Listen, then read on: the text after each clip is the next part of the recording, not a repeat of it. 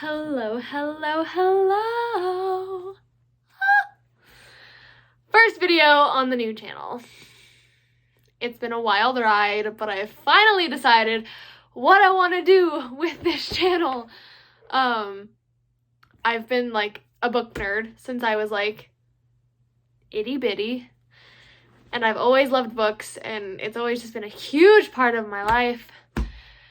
So I'm going to use this as a Booktube channel. That being said, before we go ahead and get started, let me know if there's anything else you'd like to see. And without further ado, let's get into it.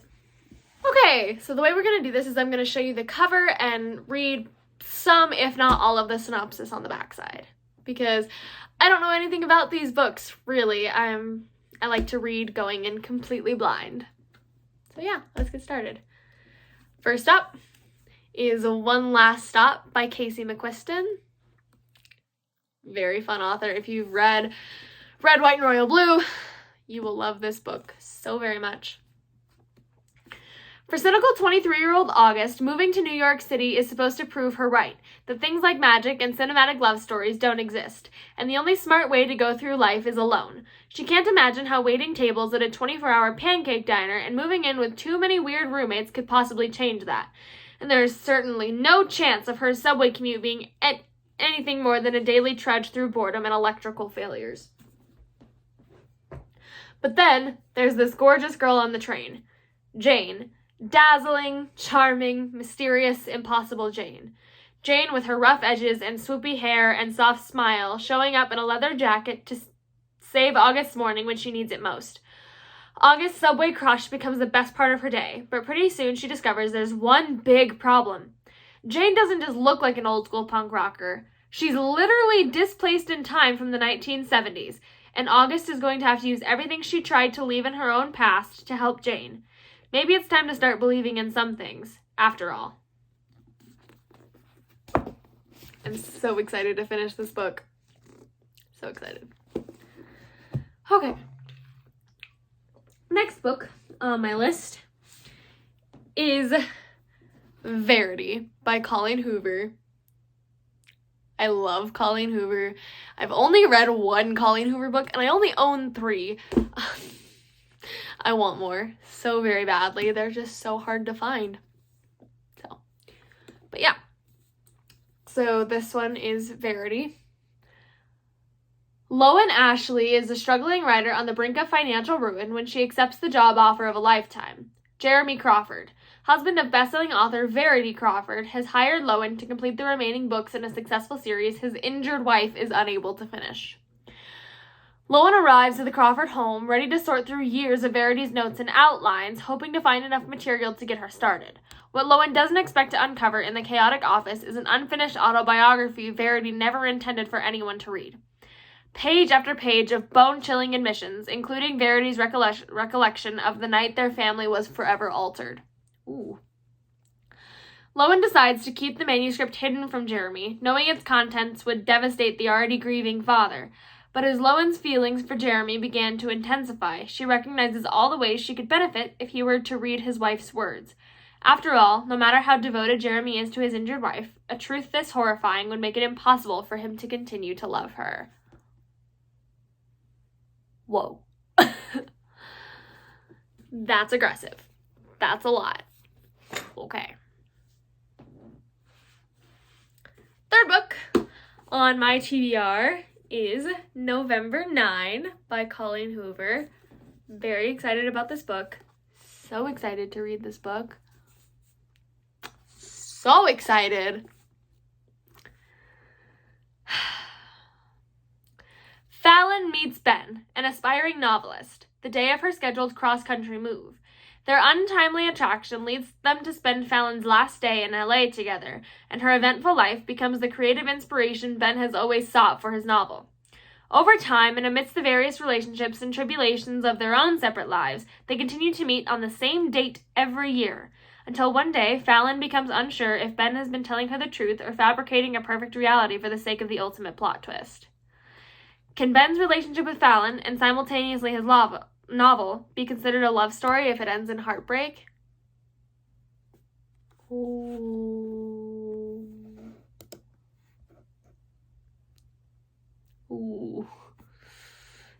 was okay.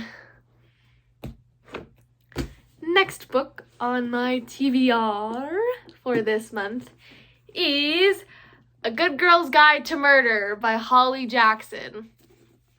I also have Good Girl, Bad Blood, but I want to read them in order, and I want to read the first one to make sure I'm even going to like the second one before I buy the third one. So, here it is. Here's the cover. Pretty and popular high school senior Andy Bell was murdered by her boyfriend, Sal Singh, who then killed himself. It was all anyone could talk about, and 5 years later, Pip sees how the tragedy still haunts her town. Now a senior herself, Pip decides to re-examine the closed case for her final project. At first, just to cast doubt on the original investigation, but soon she discovers a trail of dark secrets that might actually prove Sal innocent, and the line between past and present begins to blur. Someone in Fairview doesn't want Pip digging around for answers, and now her own life might be in danger. Whoa. Whoa. The next book on my TBR is by a, unfortunately, controversial author. But I want to read this book anyway because I hear so many good things about it. A Court of Thorns and Roses by Sarah J. Maas. I've been so interested in this book for like as long as I can remember. And now I own it, and I'm very excited to own it. So, when 19-year-old huntress Fair, I don't know how to say that, that's okay, kills a wolf in the woods, a terrifying creature arrives to demand retribution. Dragged to a treacherous magical land she knows about only from legends, she discovers that her captor is not truly a beast, but one of the lethal immortal fairies who once ruled her world. At least, he's not a beast all the time. As she adapts to her new home, her feelings for the fairy Tamlin transform from icy hostility into a fiery passion that burns through every lie she's been told about the beautiful, dangerous world of the Fae. But something is not right in the fairylands. An ancient, wicked shadow is growing, and she must find a way to stop it or doom Tamlin and his world forever. I'm so excited about that book. And the last one, I've heard mixed reviews, so I only bought the first one. We'll see if I like it. And that is Shadow and Bone by Leigh Bardugo.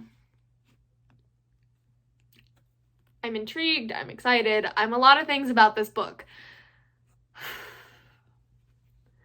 Orphaned and expendable, Alina Starkov is a soldier who knows she may not survive her first trek across the Shadowfold, a swath of unnatural darkness crawling with monsters.